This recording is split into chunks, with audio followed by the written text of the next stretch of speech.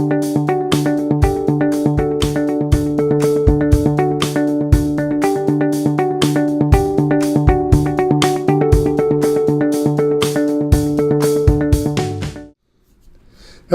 and welcome to Ninox and the Ninox Learning Series. My name is Andy Marks. I'm a Ninox programmer and trainer. And today in this session, we're going to talk about building your first Ninox table. Now, you can follow along on your own computer. Hit pause whenever you need to if you want to practice or go over things a couple of times.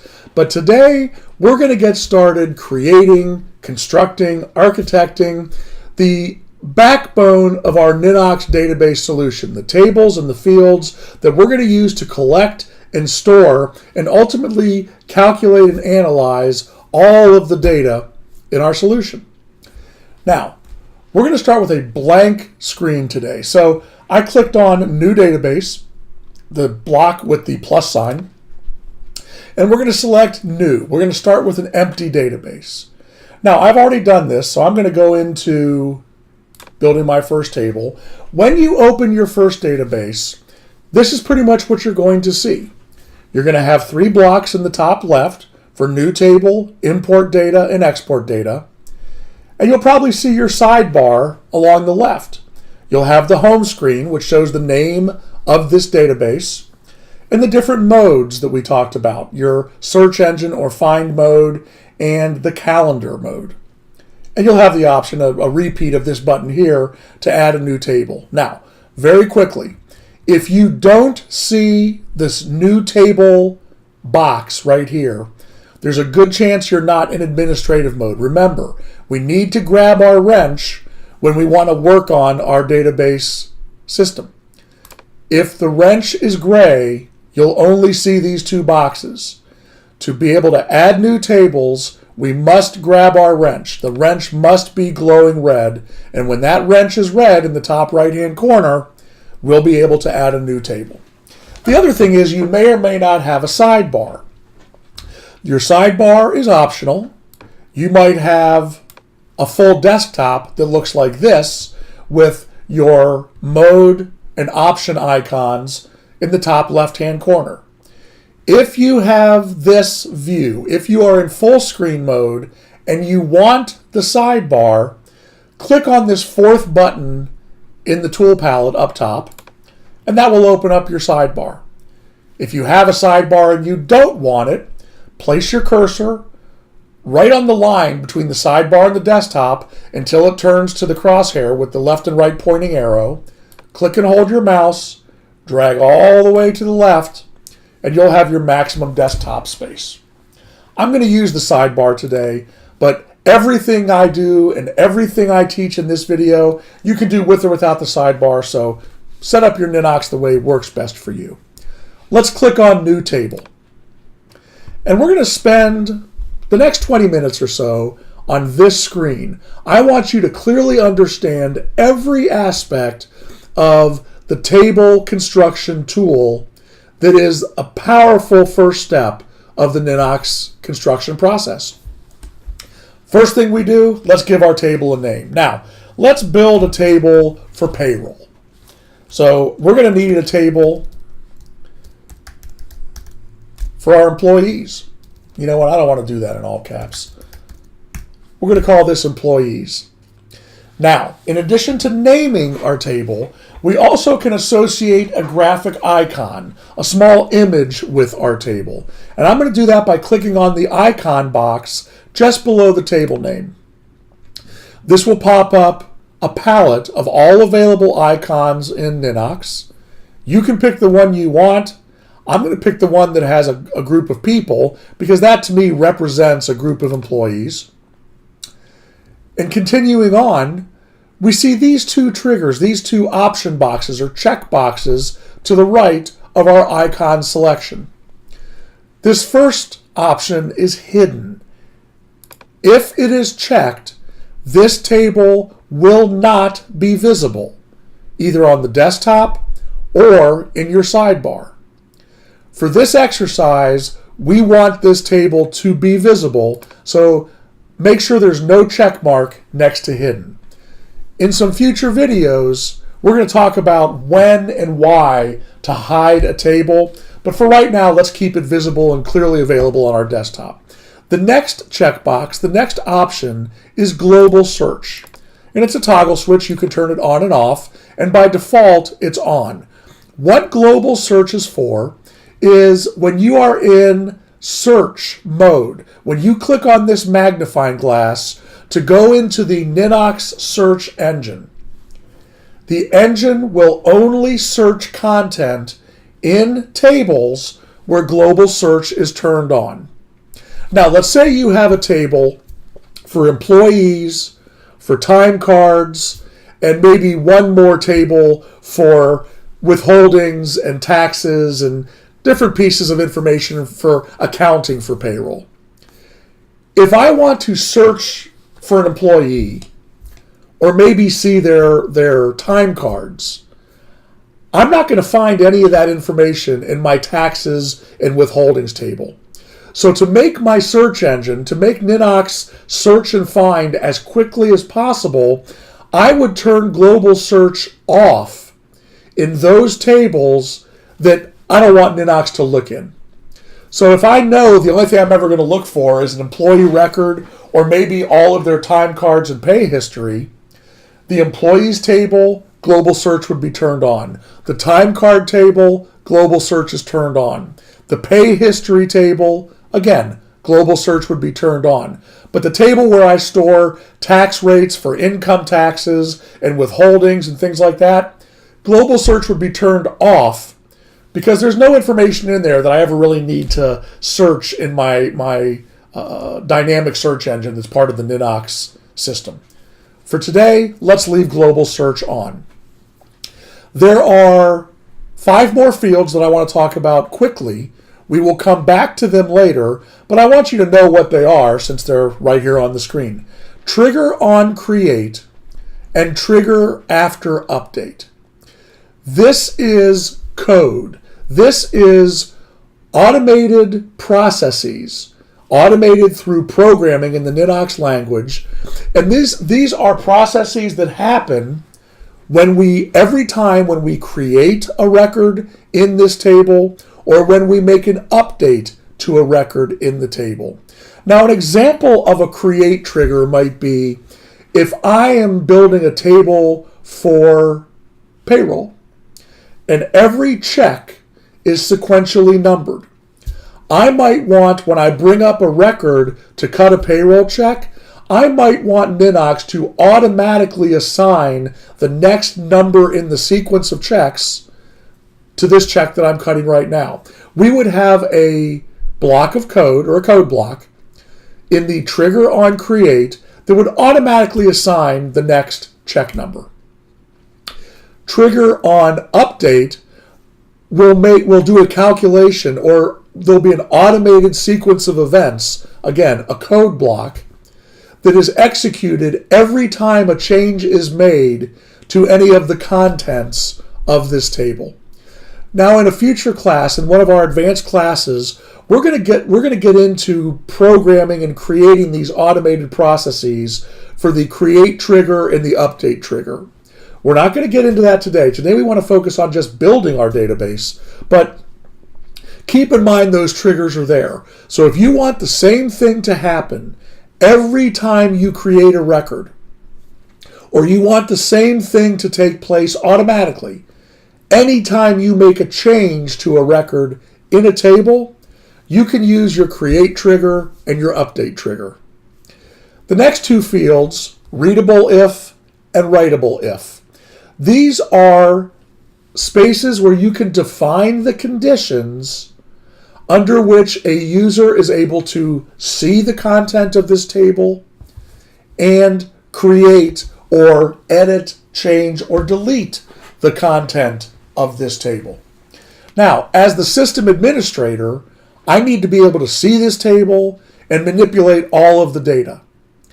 If I have an associate of mine, maybe an accounting clerk, who's in charge of cutting the payroll checks and doing the direct deposit, I may want her to be able to read the employee table. So yes, it's true, the condition is true that she can read it, but it's not writable. She can't add new employees or delete employees or change the contents of an employee record. Again, we have a video called Security and Protection in Ninox, and that's where we talk about setting the conditions if someone can read, which is they can even see a table, and if they can write. Can they interact with and manipulate the contents of a table? This global unique identifier is a code assigned by Ninox, controlled by Ninox, which identifies the table that we call employees to the Ninox engine, the brains of the system that allow us to manipulate and control all of the content. There is no good reason at this time for you to ever change the global unique identifier.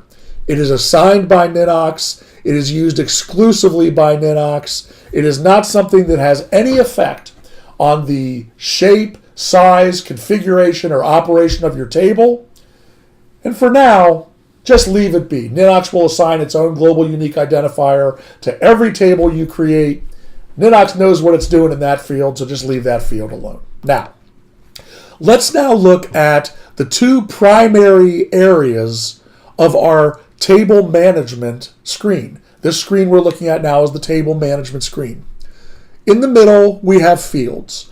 These are the individual containers that exist within this table that store discrete, unique, individual pieces of information. When we want to create a field or one of those content containers, we drag one over from our palette on the right where it says Create Field. Now, two fields that I know I'm going to want in my employee database are first name and last name. I'm going to highlight text because these are text pieces of content. Now, keep in mind, though, you can put a number in a text field, but it will be treated as a character, not as a numeric value. I'm going to grab a text field by hovering over text until my cursor turns to a crosshair and the text field is highlighted in blue. I'm going to click and hold, and I'm going to drag a text field right there to the central section where my fields are. Now, I'm going to have 4 names: first name, middle name, last name, and nickname.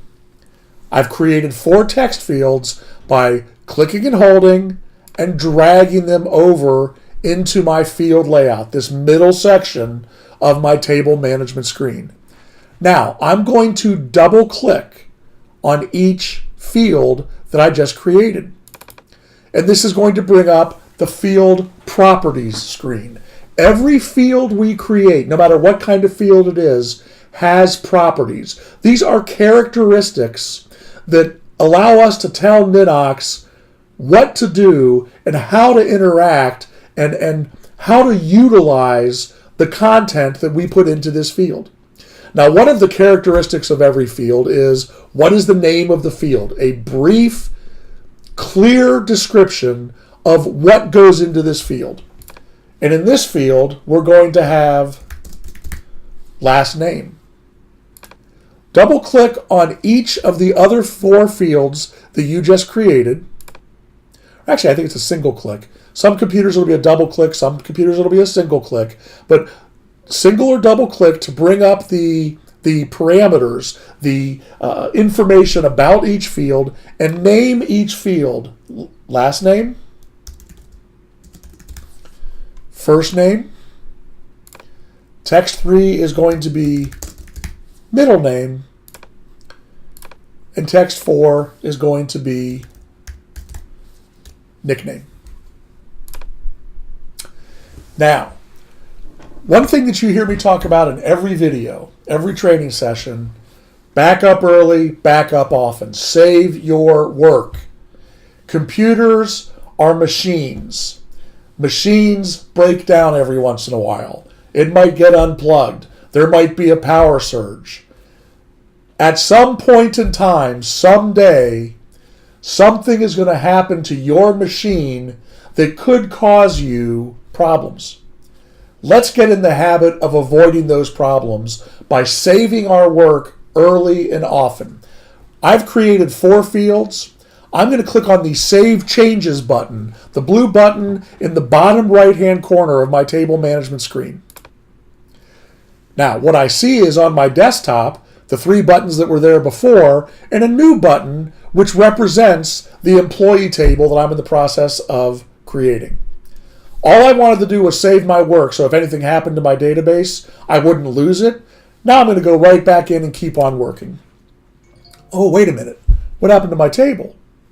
Let's go back home.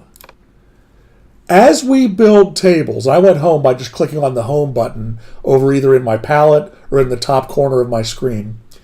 Every table in a database is represented by a box on our desktop. This big blue field is our desktop. This box represents a table. Now, as we've talked about in earlier training sessions, databases are filing cabinets. And you can think of tables as individual drawers in a filing cabinet. This is my payroll filing cabinet, and I have a drawer that I've created that stores basic employee information. Once you have created a table, it will be represented on your desktop. When you click on the box on your desktop or in the sidebar, and there's that little icon that we assigned, it will take you to the default view of this table. And the default view is just a columnar listing, row by row of each record, with each column representing the fields you have created within that table.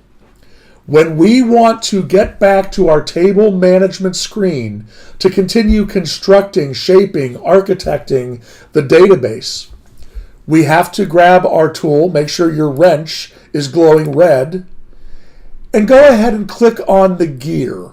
That's the actions icon that appears right in the top of your screen, right about the middle. Click on the gear and select Edit Fields. And this will return us to where we were before. All of our changes are saved, so now let's continue. We have last name, first name, middle name, nickname. We've worked with text.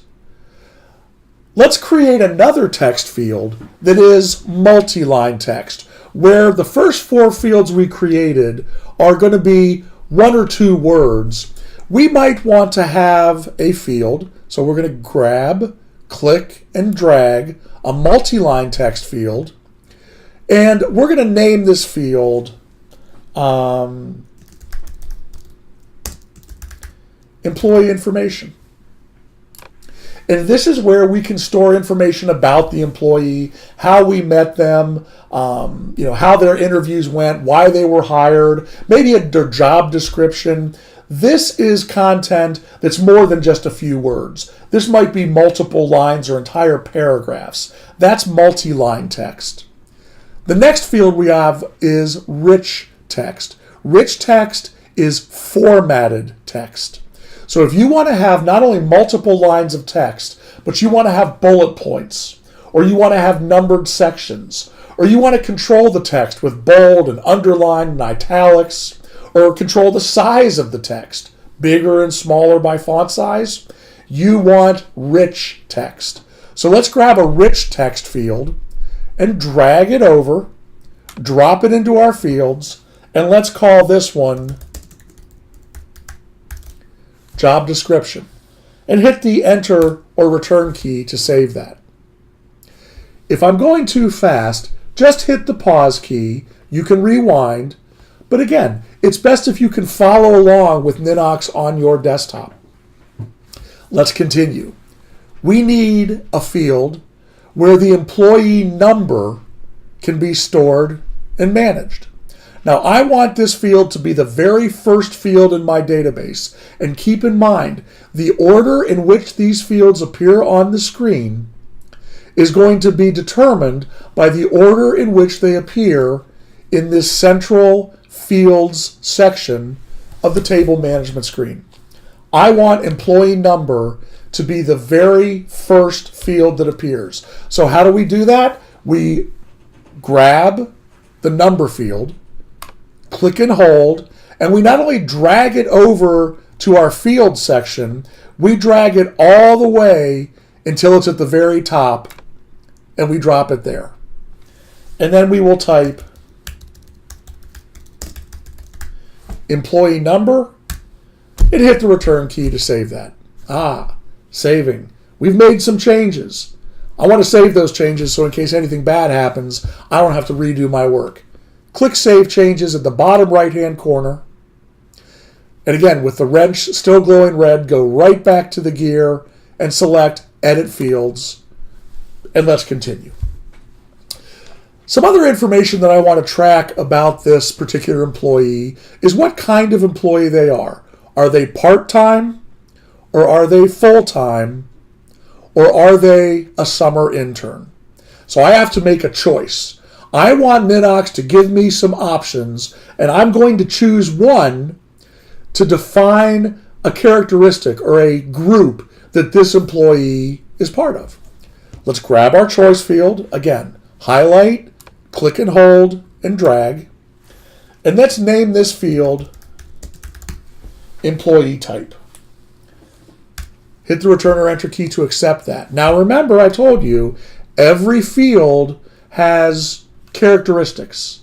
It has additional fields behind the scenes that we can use to help Ninox understand what to do and how to use this information. Now for this choice field, I want Ninox to give me the choice of 3 options, and I'll select the one that works for me. So let's go ahead and click on employee type, and this brings up the information that allows us to define the usage of this particular choice field. We see the name. That's what we assigned a moment ago. Is the field required, yes or no? I'm going to say yes, it is required. You cannot accept a record into the employee table unless that employee record has been assigned an employee type. A default value, we're going to default to empty. I'm going to come back to show as in a moment. And I'm going to come back to more options in a moment. But let's set up those choices. Remember, we want Ninox to give us 3 choices. We'll pick the one we want. I'm going to click the gray button that's just underneath the choices values section to add a value. And my value is going to be full-time. Okay. Part-time. And intern. We have 3 choices, numbered 1, 2, and 3. I love the way that works. And those choices are full-time, part-time, intern. If you want to change the way a choice appears in this field, simply click on it, and maybe I want to add the hyphen because part-time is a hyphenated word. Now, as long as we're here, let's look at a couple of the other options we have when we're creating fields, specifically choice fields, in our Ninox table. We can define an icon. Remember the icon that we used over here, which was a small graphic image that we associated with the employee table? We can do the same thing for individual choices in a choice field. Let's say our part-time icon is going to be that, and we can also assign it a color code using a preset color, choosing from the palette of colors, or assigning a custom color that we can define ourselves. I'm going to go ahead and use presets and make this the green color flag. Our part-time employees will be indicated with this half full icon and a green flag. Our full-time employees will have a full icon, and they will be color-coded yellow. And finally, our interns will be graphically represented with this quarter full icon, and they will be colored blue. There's no requirement of using colors and icons. It's completely optional, but sometimes it helps to build that graphic element so you can quickly identify the information you need to see. It's especially valuable if you're building a Ninox database that you're going to use on a small tablet or a phone. Some of those smartphones, those screens are kind of small, and it might be hard to read the letters full-time, part-time, intern. but you can see the colors quite clearly, and it makes it easier for you to interface with the system. Again, icons and colors are optional. Every choice must have a name, and you can decide if you want to use the options as you go along. If you have an option that you want to get rid of, simply click Delete or click Accept. Now, I want to point out one thing. Ninox will automatically and numerically code each choice in a choice field, each value, each option in a choice field. The next option I add is going to be option 4. And let's say this is going to be night shift. And there it is. Now, it occurs to me that night shift is not an employee type. It's something we use to define which shift during the day they work. You could be full-time, part-time, or intern and work the night shift or the day shift. So I'm going to get rid of this field. I'm going to click on it. I'm going to click Delete. But what I want you to understand is option number 4 is going away. The next option we create, and confirm the delete because it cannot be undone. So it's asking you twice, are you sure you want to do this? Now, having deleted option 4, when I go to create my next value, note here it is option 5. Option 4 is no longer available. We used it, we got rid of it, we're moving on to the next sequence number, which is 5. This does not affect the operation of your database in any way, shape, or form. So it's not a bug, it's not a defect that we went 1, 2, 3, 5. It's just an indication that there used to be a 4th option. We deleted it, we moved on. Do not worry about it. These numbers are important, but that they be in order or sequenced, that's not important. And the full-time, part-time intern, our 4th option is going to be student apprentice. And since they're not really an employee, we'll use this color coding mechanism. You know what? Grays, that's not a very nice color. Let's use the orange. There. That's a little more cheerful. Now, we have laid out the choices for this choice field. Note the hamburger icon to the right of the numeric code. As I said, every choice will have its own numeric value that is assigned by Ninox. It will not ever be changed. But you can change the order in which these appear when we pop up the window. For example, I might want to go in reverse order. Student apprentice at the top, intern underneath that, and all I'm doing is grabbing the hamburger, click and hold, and moving it to the position where I want it to appear. Part-time comes after intern, full-time's at the bottom. And when we like this and when we have our choices set up the way we want, we're going to click OK. But before we do that, let's look at one more option, and that is the Show As option. Our options here are combo box, radio buttons, or switch. A combo box is a field that has a small arrow. For example, this is a combo box. It's an area where we can display our choice with an arrow that gives us the choices. That's a combo box. I can only see the selection I've made. To see the choices I had, I have to click the down arrow. A radio button is all 4 of my choices with that small circle next to it. And I click on the circle to indicate which choice I'm making.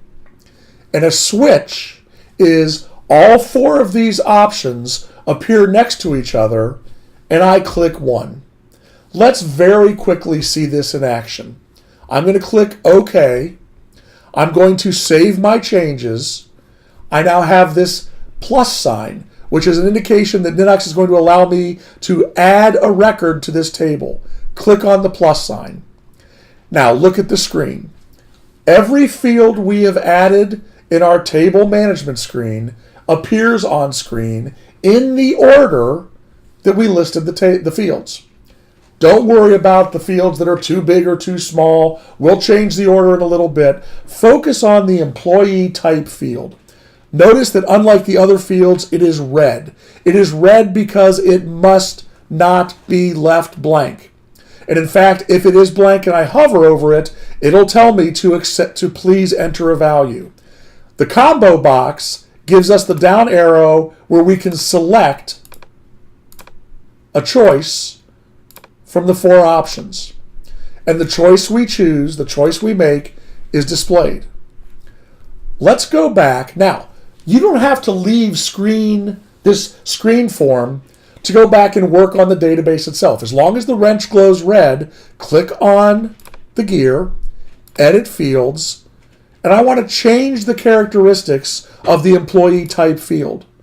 Click on radio buttons, select OK, select Save Changes. Here's our 4 choices. Now, in the combo box, we only saw what we picked. When we use radio buttons, we see all of our choices, the 1 we picked and the 3 we didn't. Let's change it again. With the wrench glowing red, grab on the gear, click Edit Fields, select Employee Type as the field we want to manipulate, turn it into a switch. Click OK in the bottom right-hand corner. Again, save your changes, and here we see a switch. All 4 options presented, and the colors and the icons showing us which one we chose. Now we'll talk about how we can make this switch bigger or smaller and how we can expand the space or contract the space where the switch appears, or the combo box or the radio buttons. But for right now, what I want to focus on is how we manipulate and edit the characteristics of our field to get exactly the user interface we want. And let me also show you a quick shortcut. When you are in form view mode, which is when you're looking at the screen where you collect and manage data, as long as you've got your wrench in your hand, as long as the wrench is glowing red, if you hover your mouse over any field, there will be a red box will appear around the field, and your cursor will turn to a crosshair. When that happens, click 1 time. You have now selected a field. We know what field we've selected because it will have a red border around it, and the wrench will appear in the middle of it. The shortcut is, if I want to edit this field, instead of going to the Table Edit option at the top of my screen, I click on the wrench just for this field, and it takes me right to the characteristics or the parameters for this particular field. If I wanted to change the characteristics of the first name field, and let's do that. Take your mouse, hover over first name, click on it until you see the red border, and then click on the wrench. This takes you to the characteristics available, so we might make the first name field mandatory by saying, yes, it's required. We may indicate that this field cannot be less than 3 characters in length, and the context of this field can never be more than 25 characters in length. I don't know why we would do that, but the min and max length is available for our text fields to make sure people don't put in too little or too much text. Anytime you make a change, click OK in the bottom right-hand corner. If there is a field on your screen that you want to get rid of, you know what? On second thought, I don't need the nickname field. I'll just call them by their first name. Select the nickname field by hovering over it until it's glowing red. Click and release till you see the red border. Click the wrench and select Delete Field in the bottom left-hand corner. Keep in mind, the delete cannot be undone. So click delete a second time when you are sure you want to get rid of this field. And it's gone. Save early, save often. Save your changes by clicking Save Changes in the top right-hand corner. And there we go. Now, let's go back and continue building this table. We've done some text fields. We've done a choice field. A multiple choice field is a choice field where we're not limited to one option. So we might have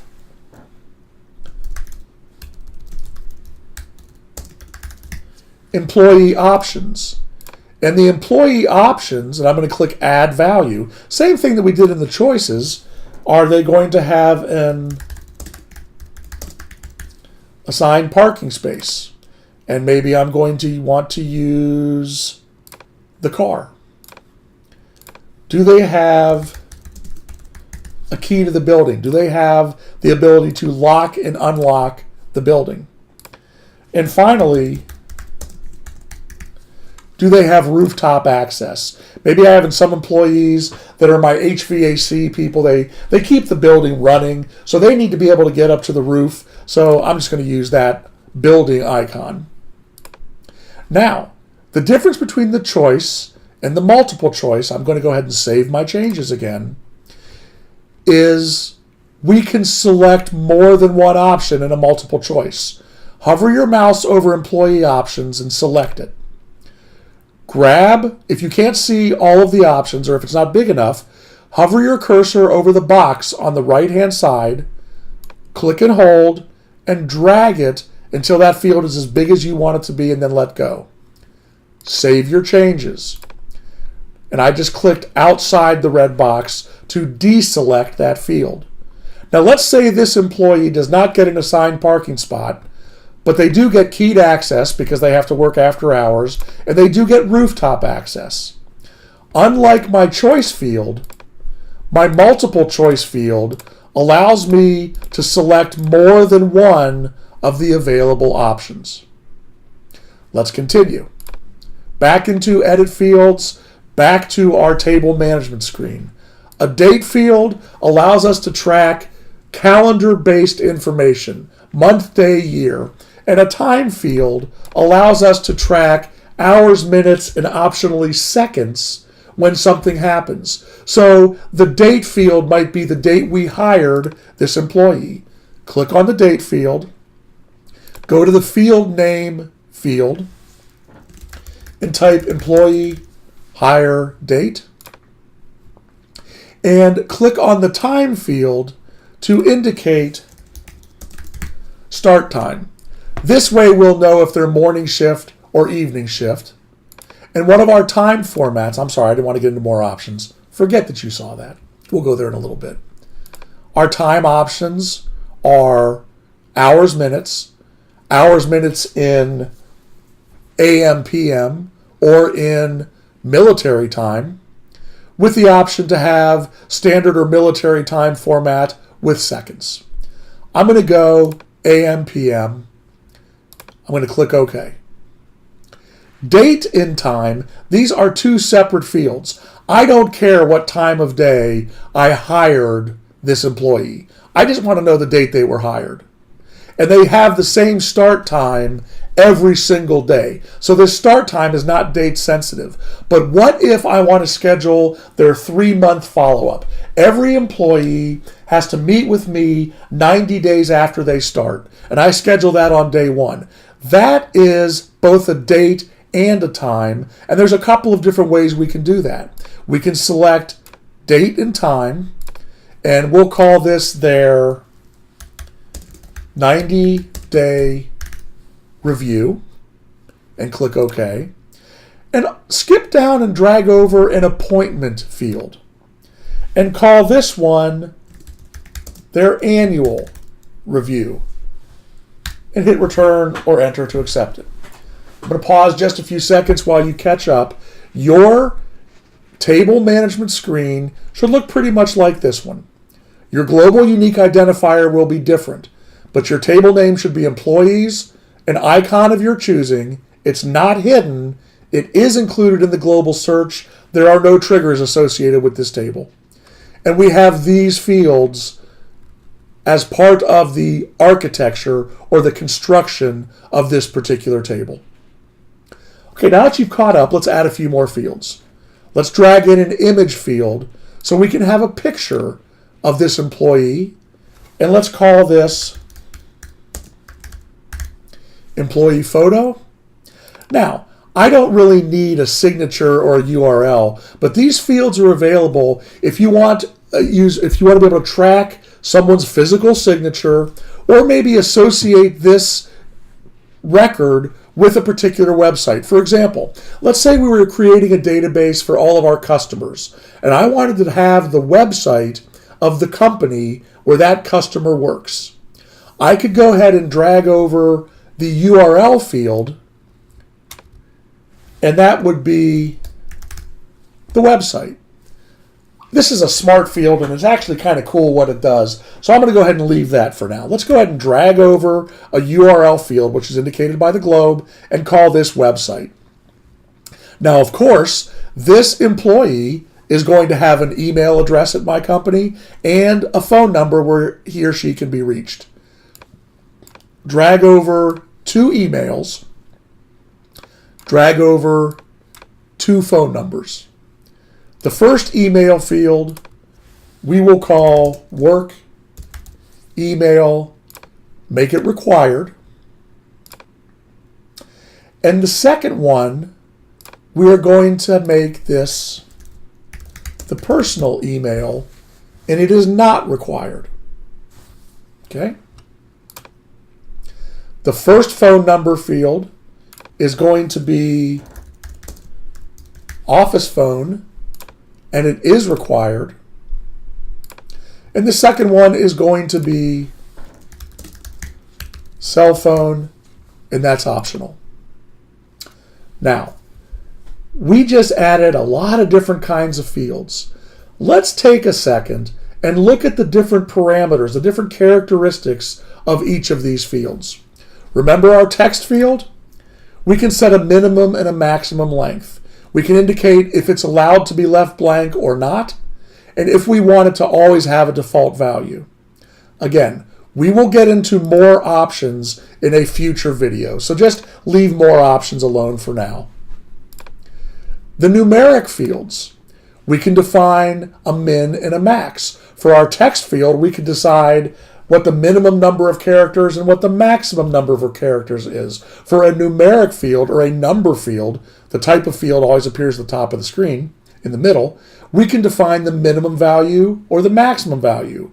Employee numbers are always 5 digits, so it's never less than 10,000 and never more than 99,000. Now, if we want to give, close down the options. If we want to give some formatting or an appearance to this particular number, click on Number Format, and we can indicate 0 to 8 digits to the right of a decimal point, a prefix or a unit of measure, and a prefix might be an employee number would be a number. So for the prefix, I might put in the number sign. And a unit of measure, let's say we have a value for hours, and the prefix would be blank because it's just a number, but after the number, we want the abbreviation HRS. So anything we put in this field would have the indicator, the unit of measure afterwards. And then finally, how do we want this number formatted? No decimal points, 2 decimal points to the right of the decimal, 2 decimal points using the comma indicator between the thousands, as a full percentage or as a percentage with 2 decimal points. And again, if we selected percentage and, for instance, clicked on the number 5, that would be a percentage carried out to 5 decimal places. Dollars, euros, yen, pounds, all available. For this particular number, I just want my prefix, no suffix, no unit of measure, no commas, no percentage signs. It's not currency, so I don't need any of that. And I'm just going to click outside of this window to close it and select. Click OK. Job description, employee information, these were different kinds of text fields. The employee information is a multi-line text, so it has all the same options as our regular text field. This is a text field, so again, we have the option of yes or no, is it required, and what's the default value. Rich text can be no characters or thousands of characters. If you want to limit the minimum and maximum number of characters that a user can put into a text field, you must use a text field or a multi-line text field. You don't have that option for rich text. Remember our options for our choice field. What are all of our choices? Is it a combo box, a radio button, or a switch? I'm just clicking OK to make the window go away. And our multiple choice option. Exactly the same as the choice options, but we can make more than one selection. Finally, we have our date field. We can show, is it required, yes or no? Is there a default value? And these next four options, show in calendar, color, show as, and anniversary, are all related to how this record and how this content will appear when we are in calendar mode in Ninox. Remember in our first video, our introduction to Ninox, we talked about the modes. One of those modes was a calendar view. This option, this set of options in the date type fields allows us to control what appears on that calendar and how it appears on that calendar. Check out our video using the Ninox calendar for a deep dive into this particular topic. Start time, required yes or no. Remember we talked about the format and is there a default value. The photo is, we can specify the size of the photo, whether the photo is actually a signature, and we don't need that because we have a signature field, or will we select any file, a JPEG, a bitmap, a PNG file. In this case, I'm going to leave it any file. I don't care what the file is, as long as it's a current picture of my employee. The website, one option. Is it required, yes or no? I'm going to leave that no because it's not mandatory. Now these next couple of fields are a couple of smart fields. The email field is a smart field. The website field is smart also, and you'll see that in a moment. But the website, the email field, has some real cool options associated with it. We can automatically, in fact, we don't have to do anything. Ninox will automatically integrate itself with the email system on our computer. And we can pre-populate those emails. So when we want to send an email to a specific person, in this case the employee, this might be subject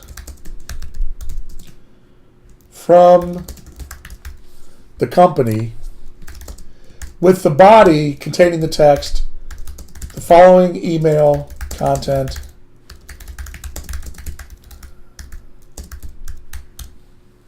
and click OK. So we can predefine some parameters in the body and the subject line for the emails. Don't worry about the gear right now. We're going to talk about that in a future video. Click OK. And let's real quickly look at the other smart field we have, the phone fields. This one is yes or no, but this will integrate if you are operating Ninox on a device that has telephonic communication capability. Some tablets, and obviously your smartphone. Tapping on the contents of this field will dial your phone for you. It's a smart field. Now, we have a few more fields to add, but let's see what we've done so far. Let's save our changes. And if you can't see all of the fields, go ahead and scroll up to see the fields. Now, the first thing I can see is this employee field is taking up way too much space. And in fact, it's in the wrong place. Let's select the employee field by clicking. Let's skinny it up. It doesn't need to be that big. And let's grab it. Let's see, make sure our cursor is a crosshair. Let's grab it and drag it so it is the very first field in the screen. The employee information and job description fields, those can share the same line. Let's skinny the employee information field so it's exactly the same width as the middle name field. And then let's grab or select the job description field and skinny that one up until it appears on the same line as employee information. Now we have a problem here. Because these are on the same line, graphic interface design standards say they should be about the same height. So I'm going to go back and select employee information. I'll pause while you catch up. I'm going to grab the cursor. I'm going to move the cursor and grab the control handle at the bottom of the employee information screen until it turns to a downward pointing arrow. I'm going to click and hold and just drag it down ever so slightly to make the field one line taller. I'm going to click in any gray area off of the employee information field to deselect it, and now I can see my changes. Save changes by clicking in the top right-hand corner, and let's take a look at what we've done. We have our employee number right where it should be, the very first field. We have the employee photo right in the top left-hand corner, and then last name, first name, middle name in order. We have two text fields. This field allows me to add multiple lines of text, where this rich text field, when I click on it, opens up a text editor where I can have bold and italicized font, I can have numeric lists and bullet pointed lists, and I can change the physical size, the font size of the characters in this field, and click OK to accept. We have a choice field where I have multiple options and I can pick one, and a multiple choice field where I can have multiple options and select as many as I want. The employee hire date, a smart field. Click on a date field, a calendar appears automatically. Then we have the starting time. What time do they have to show up every day for work? Another smart field. Click on the time and a time selector pops up. 90-day review, that was where we combined date and time. Another smart field. Click on the 90-day review field and you get both a calendar on the left and a time selector on the right. The arrows in the top left and right corners of the pop-up window allow us to move backwards and forwards between the months. We're scheduling this for 90 days. That's 3 months. And that puts us right at, we'll schedule it for June 12th at 2 p.m. And click anywhere in the outside of the box to make it go away. The annual review, that was an appointment field. What's the difference between the appointment field and just the combo box where we had date and time? The date and time combo box shows us exactly that, a date and a time that we can define in one field. An appointment is a date and a time times two, a beginning date and time and an ending date and time. Deselect the annual review field if it is selected, and then click in the white space under annual review. Set the start date. This is a 1-year review, so it's going to be March 2020. On the 16th, we're going to begin at 4 p.m. Now, click on the box in the top right-hand corner of this selection window and select, again, March 16th. It's going to end the same day. Where we were beginning at 4 p.m., we're going to end at 6 o'clock p.m. Now, I made a little mistake here. It's starting at 4:22. That's not the right start time. Go back and click the start time box in the top left-hand corner and make sure we've selected 4:00, 4 p.m., ending at 5 p.m., and click in any gray space outside the box to save the appointment. These smart fields are associated with pop-up windows, a calendar, a time selector, a date and a time selector, and 2 date and time selectors for beginning and ending date and time for appointments. Remember I told you in the introduction to Ninox that all you need to know is what you want. Ninox will know how to do it. This is what I was talking about. If you know you want to track a date, Ninox knows to pop up the calendar and make it easy for you. We have a few more smart fields. The website field. Remember we wanted to track the website. Now, we don't really need a website for an employee, but I wanted to show you how websites work. So let's add into this website, type any URL you want. I'm going to add my website. And when you're done, either hit the return or enter key or simply click anywhere in a gray area. The smart field knows what to do. You know what you want. You want to store a website? Ninox is smart enough to know what to do with it. It adds the website prefix, and notice this icon, this world view, all the way over here on the right. If I click that button, Ninox will open up my web browser and go straight to the website we have defined. We have a couple more smart fields. The work email. This one is red because remember we made it mandatory. When I type in an email and I enter that information, notice the envelope that appears on the far right side. Click that envelope. Now, you will see your email pop up and open automatically. The email address is in the To section. The subject is from the company. And the body of the email has the text, "The following email content is confidential for employees only." Smart fields. You know what you want.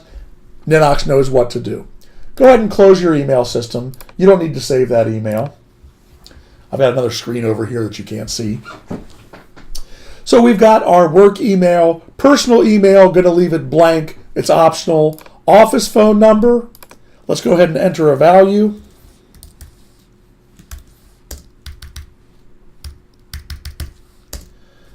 And there we go. Now, smart field. You know this is a phone number. Ninox knows what to do with it. Notice the telephone icon that has appeared to the right of this smart field. Clicking that button will dial the phone. I don't have a telephone on this computer, so it's not going to work that way. But if I were looking at my Ninox system on my telephone with a simple tap of a finger or a stylus, I can go to a website, dial the phone, shoot off an email, no problem. I know what I want. Ninox knows how to do it. That's the beauty of the Ninox system. Now let's take one final look back at our table management screen. Please click on the gear at the top of the screen to bring up the actions and select Edit Fields. And let's review what we've learned. We named our table. Names are letters and numbers and spaces. I don't recommend you use special characters. You can use them, but for right now, keep your table names simple. We'll get a little more complicated later on down the road. We gave a graphic icon, a graphic indicator to be associated with this table. The table is visible on the desktop. It's not hidden, and it is visible to the search engine. We don't need any triggers right now, and it's always readable. We can always see it, and we can always manipulate it. So readable and writable are blank. And the GUI, the Global Unique Identifier, Ninox knows what it needs there. Let Ninox do its thing. We have all the different field options over here on the right, and in the middle of the screen are the fields that we actually want to appear in this record. And they will appear in this record in the order that they appear in this list. Now let me show you just a couple of more smart fields, and we'll wrap this session up. The first one is location. This allows you to track the geographic location, for instance, of this employee, if you want, by latitude and longitude. It can tie automatically to your mapping application, to Google Maps. This is how we add geospatial recognition or geographic sensitivity to the records in our Ninox database.